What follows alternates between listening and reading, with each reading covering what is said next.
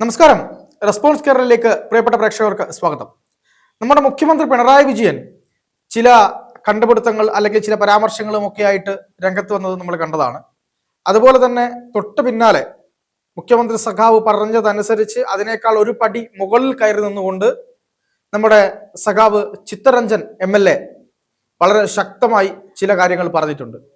ഈ രണ്ടു പേർക്കെതിരെയും നമ്മുടെ സൈബർ സഖാക്കളോ അതുപോലെ തന്നെ അൽ പുരോഗമന സിംഗങ്ങളോ മനുഷ്യപക്ഷവാദികളോ ഒന്നും തന്നെ ഒരക്ഷരം പോലും മിണ്ടാത്ത അവസ്ഥയാണ് നമ്മൾ ഇന്ന് കാണുന്നത്.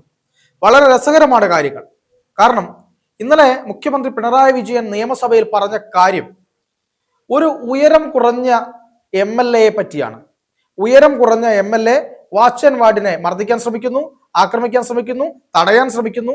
തൻ്റെ സ്വയം ശാരീരിക ശേഷി പോലും നോക്കാതെയാണ് ഇത്തരത്തിലുള്ള ചിലർ ചെന്ന് കളിക്കുന്നത്. എൻ്റെ നാട്ടിലൊക്കെ ഒരു ചൊല്ലുണ്ട്. എന്താണ്? എട്ടുമുക്കാൽ അട്ടിവെച്ചതുപോലെ. എട്ടുമുക്കാൽ അട്ടിവെച്ചതുപോലെ എന്ന് പറയുന്ന ഒരു പദപ്രയോഗമുണ്ട്. ആ പദപ്രയോഗം എടുത്ത് വളരെ വാരി അലക്കിക്കൊണ്ടായിരുന്നു പിണറായി വിജയന്റെ ഇന്നലത്തെ പ്രസംഗം. വളരെ കൃത്യമായി പ്രതിഷേധമുയർന്നു. പ്രതിപക്ഷ നേതാവ് VD സതീശൻ ഉൾപ്പെടെയുള്ള ആളുകൾ ശക്തമായി അതിനെതിരെ സംസാരിച്ചു. ഒരാളുടെ ഉയരം അത് തീരുമാനിക്കേണ്ടത് മുഖ്യമന്ത്രിയാണോ എന്നുള്ളതാണ് ചോദ്യം. നമ്മൾ വളരെ കൃത്യമായിട്ട് നമ്മുടെ രാജ്യം തന്നെ പറയുന്ന ഒരു കാര്യമുണ്ട്. വികലാംഗരായി നമ്മൾ കരുതുന്ന ആൾക്കാരെ നമ്മളിപ്പോൾ ആ പേര് മാറ്റി ദിവ്യാംഗർ എന്നാണ് വിളിക്കുന്നത്. ഉയരം കുറഞ്ഞതോ ഉയരം കൂടിയതോ തടിച്ചതോ മുടി ചുരുണ്ടതോ അങ്ങനെ എന്താണ്, ഓരോ മനുഷ്യരും ഓരോ വിധത്തിലാണ്.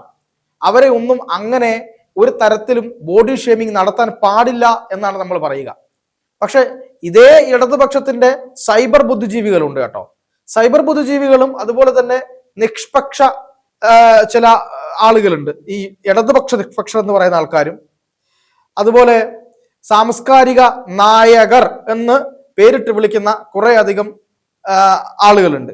ഇവരൊന്നും തന്നെ ഇത്തരം ആളുകളുടെ അവകാശങ്ങൾക്ക് വേണ്ടി ഇന്നലെ രംഗത്ത് വന്നത് കണ്ടില്ല, ഇന്നും രംഗത്ത് വരുന്നത് കാണുന്നുമില്ല.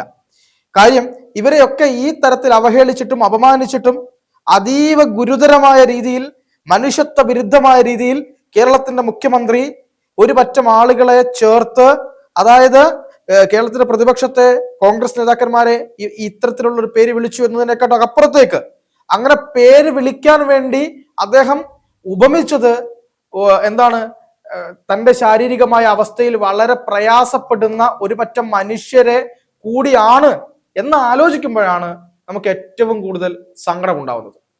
ഇന്ന് PP ചിത്തരഞ്ജൻ എന്ന് പറയുന്ന MLA പറഞ്ഞ കാര്യം കേൾക്കുമ്പോൾ നമുക്ക് അതിനേക്കാളേറെ വിഷമമാണ് വരുന്നത്.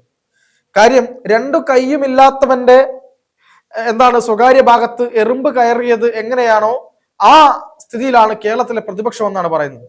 രണ്ട് കൈയുമില്ലാത്ത ആൾക്കാരുടെ അവസ്ഥയെ പറ്റി നമുക്കറിയാമല്ലോ. എങ്ങനെയാണ് അവർ ജീവിക്കുന്നത്, എങ്ങനെയാണ് അവർ എന്താണ് ഈ തൻ്റെ ജീവിതം മുന്നോട്ട് നീക്കാൻ വേണ്ടിയുള്ള പെടാപ്പാട് പെടുന്നത് എന്നൊക്കെ നമുക്ക് കൃത്യമായി അറിയാം. ഇവരെ ഒരിക്കലും കളിയാക്കരുത് എന്നും ബോധവൽക്കരണം നടത്തണമെന്നും ഭിന്നശേഷി വകുപ്പുണ്ടാക്കണമെന്നും സാമൂഹ്യ നീതി വകുപ്പിന് കീഴിൽ ഭിന്നശേഷിക്കാരുടെ പ്രയാസങ്ങളെ പറ്റി സെമിനാറുകൾ സംഘടിപ്പിക്കുകയും അതിന് കോടിക്കണക്കിന് രൂപ ഖജനാവിൽ നിന്ന് മുടക്കുകയും, പണ്ട് പറഞ്ഞിട്ടുണ്ടല്ലോ, ഒരാളെ ക്ഷണിക്കാൻ പോയി കണ്ടില്ല 2 കോടി എന്ന് പറയുന്നത് പോലെ ഈ അടുത്തും കണ്ടു. എന്താണ്, ഭിന്നശേഷി സൗഹൃദമാക്കുന്ന സംസ്ഥാനത്തിന്റെ ചില ചുവടുവെപ്പുകളുമായി ബന്ധപ്പെട്ട് എൻ്റെ ഒരു സുഹൃത്തിന്റെ ഒരു സ്റ്റാറ്റസ് കണ്ടതാണ്. തൃശ്ശൂരിൽ വെച്ചൊരു സമ്മേളനം നടക്കുന്നുണ്ട്, സെമിനാർ നടക്കുന്നുണ്ട്. ക്ഷണം, എനിക്ക് തോന്നുന്നു ഉന്നത വിദ്യാഭ്യാസ വകുപ്പിന്റെ കീഴിലോ അല്ലെങ്കിൽ സാമൂഹ്യ നീതി വകുപ്പിന്റെ കീഴിലോ അങ്ങനെയാണ് അത് നടന്നത്. അങ്ങനെ ഒരു ക്ഷണം കിട്ടിയ കാര്യം എന്നോട് എൻ്റെ ഒരു സുഹൃത്ത് പങ്കുവെച്ചിരുന്നു. ഇത്തരത്തിലൊക്കെ പങ്കുവെക്കുമ്പോഴും അവിടെയൊക്കെ പറയുന്നത് ഭിന്നശേഷി സൗഹൃദമായിരിക്കണം, അവരോടുള്ള പെരുമാറ്റം, അവരോടുള്ള നോട്ടം, അവരെ പറ്റിയുള്ള ഉപമ എല്ലാം തന്നെ നമ്മൾ വളരെ കൃത്യമായി പരിഗണിക്കണം. അതാണ് പുരോഗമനം എന്ന് പറയുന്നത്. നമ്മൾ പുരോഗമനം എന്ന് പറയുന്നത് നമ്മുടെ മനുഷ്യരെ ചേർത്ത് പിടിച്ച് അവരുടെ എന്താണ് സൗന്ദര്യ ബോധത്തിന്റെ അല്ലെങ്കിൽ മറ്റു കാര്യങ്ങളുടെ ഒക്കെ കൂട്ടിച്ചേർക്കലുകൾ അല്ലെങ്കിൽ അത്തരത്തിലുള്ള കുട്ടിവായിക്കലുകളെ നമ്മൾ അവരെ കൂടി പരിഗണിക്കുന്നു എന്ന് കാണിക്കുമ്പോഴാണ്. ഒരു കലാമണ്ഡലം സത്യഭാമ എന്ന് പറയുന്ന ഒരു പുള്ളിക്കാരി ടീച്ചർ, അവർ കറുപ്പിനെയും വെളുപ്പിനെയും കുറിച്ച് സംസാരിച്ചത് നമുക്കറിയാം.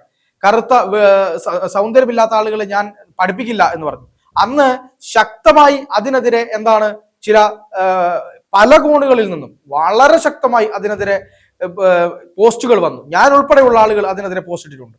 RLV രാമകൃഷ്ണൻ എന്ന് പറയുന്ന അനുഗ്രഹീത കലാകാരനെതിരായിരുന്നു അന്ന് അത്തരത്തിലൊരു പോസ്റ്റ് അവരിട്ടത്, അല്ലെങ്കിൽ അത്തരത്തിലൊരു ബൈറ്റ് അവർ കൊടുത്തത്.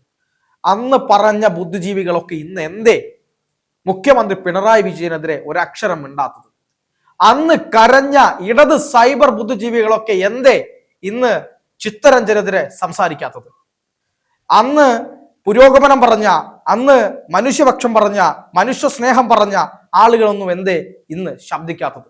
നിങ്ങളുടെ മനുഷ്യ സ്നേഹം, നിങ്ങളുടെ പുരോഗമനവാദം, നിങ്ങളുടെ ഭിന്നശേഷി സൗഹാർദ്ദ നഗരം, ഭിന്നശേഷി സൗഹാർദ്ദ സംസ്ഥാനം, ഇതൊക്കെ കാപട്യമാണ്.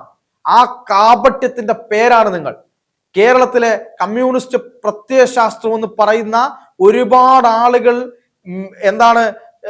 തയ്യാറാക്കി കൊണ്ടുവന്നിരുന്ന ഒരു പ്രസ്ഥാനത്തെ ഇല്ലായ്മ ചെയ്യുന്ന വിധത്തിലേക്ക് കേരളത്തിലെ ഇന്നത്തെ കമ്മ്യൂണിസ്റ്റ് പ്രസ്ഥാനത്തെ ഇന്നത്തെ ഭരണാധികാരികൾ മാറ്റിയെന്ന് മാത്രമല്ല, ഒരു തരത്തിലും പ്രതികരിക്കരുതാത്ത ജനതയെ, പ്രതികരിക്കരുത് എന്ന് പറയുന്ന ജനതയെ, അങ്ങനെ കുറെ അധികം സൈബർ സഖാക്കളെ കൂടി സൃഷ്ടിച്ചെടുത്തിരിക്കുന്നു എന്നുള്ളതാണ് ഇതിലെ ഏറ്റവും വലിയ സങ്കടകരമായ അവസ്ഥ എന്ന് പറയുന്നത്.